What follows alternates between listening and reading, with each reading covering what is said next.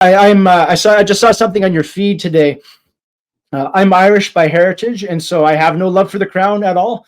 I actually went to in Alberta, Platinum Jubilee medals they gave out to citizens that did something exemplary, and each of our representatives, our MLAs, member of the Legislative Assembly, got a certain amount of them to give out to people in their constituency that were remarkable or did something remarkable for their community or sacrificed in some way.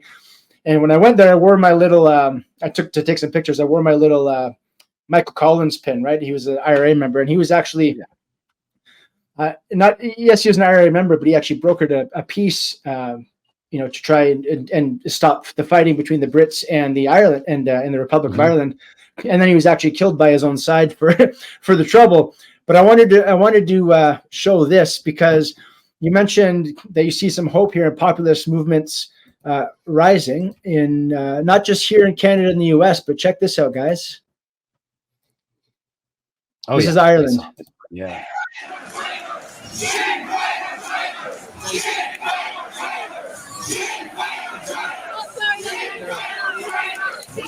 So this is in response to the mass migration crisis that's happening there, like everywhere else in the English-speaking world. And Sinn Féin are traitors. Sinn Féin, they were originally the IRA, and they've actually formed essentially an actual uniparty there. And so the government is in total cahoots in order to hold on to power. And so the people are now rising up, and you'll I don't think you want to I don't think you want to mess with the Irish. They're serious business. I've been watching the videos of what's going on, and all these immigrants that are committing crimes and getting released. These people are seeing them on the streets, and they are street justicing. They are beating people. They are doing crazy things, and we're probably not that far from that here. We are at a critical boiling point in the U.S. where people are really going to start defending themselves. And I don't go anywhere without being armed, and haven't for a long time. And it's really sad because at one point, and I think it was during Trump's, I can't remember, I didn't have any guns at one point. It was during Trump, and before Obama really started to fuck anything up.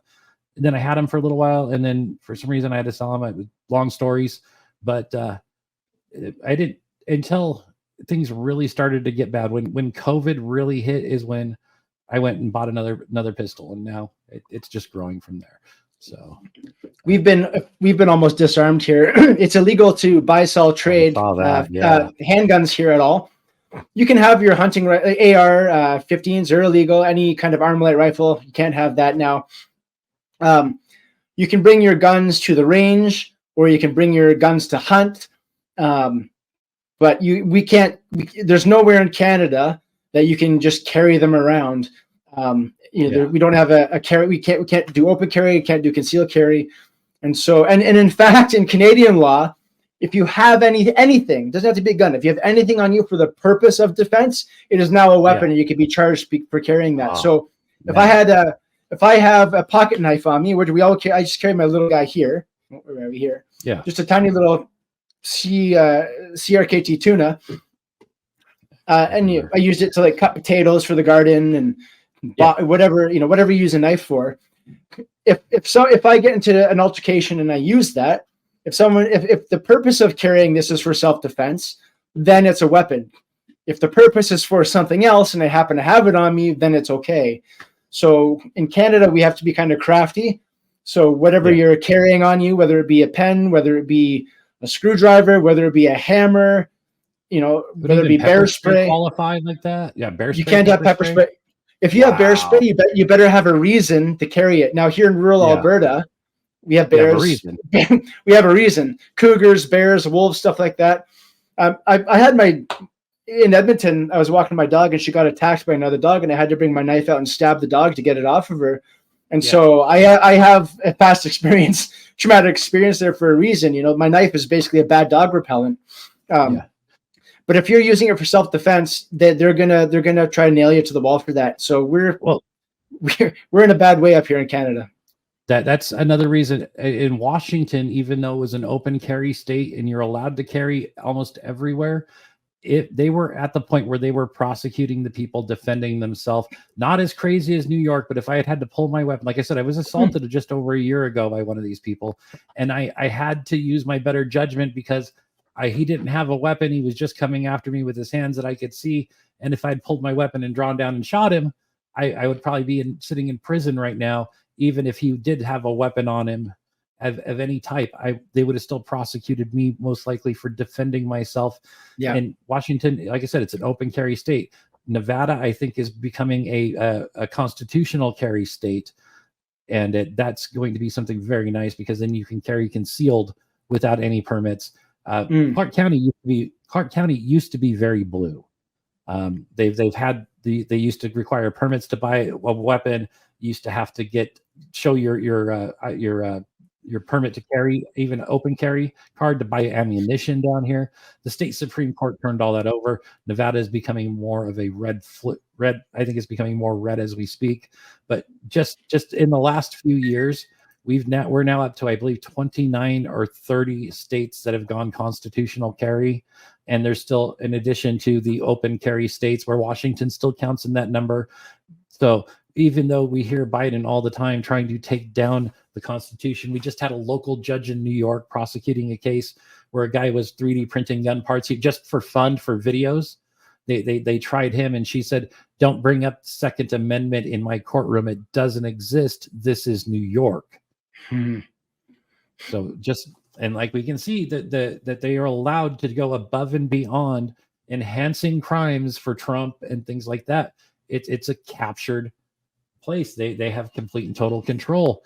I'm sure if New York stops, Washington will press charges, and they're all pissed off about the Florida case because the Obama appointed judge down there just declassified everything and exposed how crooked the case was. It's now been postponed indefinitely. And Human says they want law-abiding citizens afraid to defend themselves. I'm thinking of New York. I'm thinking of Daniel Penny. Yeah. You could even be in the right. You could defend yourself, that you were assaulted. You defend yourself. They're just going to throw the charges at you anyways and let the court sort you out. Yeah. And you could be proven right and exonerated $200,000-$300,000 later. Like either way, you lose. If you lose, you lose. If you win, you lose. The bodega owner in New York who had a disagreement because the girl didn't have enough money on her card to buy all the chips she wanted to buy for food stamps. And so she went home, and the guy wouldn't give them to her. So she went home, brought her boyfriend to beat him up. He came behind the counter, started attacking him. He stabbed him a couple times in self-defense. They locked him up in Rikers without bail. Yet the migrants that are attacking women with belts, wrapping them around their neck and dragging them. I'm going to show that. Get released. Yeah, I brought that up. This is from New York, as well. Here it is. Here. This is another reason it was getting this way in Washington. This is why we fled. They're that bold, and it's not just the migrants; it's the homeless people. They'll. And then there's another element that drives around, and they're in their cars, and they're looking for people of light skin color so they can get out and rob them. But yeah, this guy drags her with that belt around her neck. And the caption here is that lassos, assaults, and rapes her. Is there any way out of this nightmare? Yeah. I mean, I'd encourage people to have some situational awareness, like, and keep your head on a swivel. Like that's Bronx, New York. Damam Bomb says that's a Bronx, New York. Yeah. So this is happening everywhere. This is happening up here in Canada too. Calgary, Edmonton. It's in Alberta. It's in Toronto. It's in New York. It's in Oregon. It's everywhere. And it almost feels like they want us to do something to retaliate. Like you got to defend yourself, but it's like they want this boiling pot to boil over so they can bring in their martial law or whatever it is they have planned, Well, Washington just got a shock because they did one of their normal polls up there. And according to the poll they did, Trump's going to swing Washington away from the Democrats. So, and that's going to really bite them in the butt when the polls keep saying Trump, Trump, Trump, and the votes come in and all say Biden. People are going to get mad. And literally, our blue states are not truly blue. Washington, you have a whole little corridor along the I-5, and it starts at the Canadian border, which is a little more conservative out that way. And then you get to, the closer you get to Seattle, the more liberal it gets, and that continues through Tacoma and Olympia. and then it dead ends. And then it's just this little valley between the mountains. Because anytime you get away from that corridor, the whole state's red. But Seattle pretty much controls the vote with how many residents and the density they have. That's why we're seeing more and more states. Part of Oregon wants to break off and become Greater Idaho. Most of California wants to break off from the little coastal region thing. I think parts of these states will end up going back to the US because they're already trying to leave the blue portion of the state. So the United States are going to divide, and I think we're going to end up with two countries probably for about 20 to 50 years, and then the blue cities will collapse and fall apart, and then we'll bring them back in and we'll be united once again. So I don't even know, though, because the people in the cities are starting to wake up. The Chicago residents are getting off the Democrat plantation. Man, big time. And we're seeing that in New York as well. I think they're going to be shocked because when it does pop off, they're expecting a white boogeyman to go and start shooting migrants. And it's probably going to be some tattooed up black guy with a 9 with a switch on it and just starting to spray and pray. And that's what they're going to get. It's not going to be us, the boogeyman they want. It's going to be the people they just marched for 4 years ago. And they're mad. They're really trying up here. They're really trying up here too to paint the white nationalist boogeyman. You know, you've seen that for years in the States and Canada. They've really been pushing that narrative, and so that's what I'm saying. They're really trying to force that so they can bring in whatever agenda that they have for us.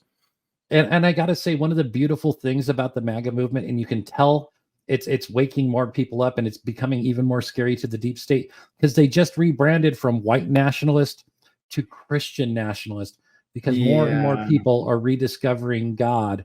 And I'm one of those people that this movement actually brought me closer. I grew up with a grandfather who was a pastor and a mom who was a pastor's daughter. If you get the stereotype, then you know what I'm talking about. She didn't have anything to do with the church and partied more than anything. But I learned a lot more from my grandfather than I did from my mom. And a lot of those lessons stuck with me. So I was kind of like the pastor's grandson who has a really strong conscience, and it helps. I mean, I'm right here. I try to on Sundays. I'm trying to make it more regular. I host a Sunday church show too, and I'll read passages and I'll discuss how I think they apply to more real life. And what I didn't get to do last weekend, I had to work on my truck. So keeping it rolling is sometimes I got to sacrifice the other stuff. But this was actually given to me by one of my viewers. She shipped it to me because I was talking about needing a new one. And that's Miss Caroline sent it to me. That's a Caroline Godogger. I got to find the box because she actually painted me a picture too of one of my handy news memes.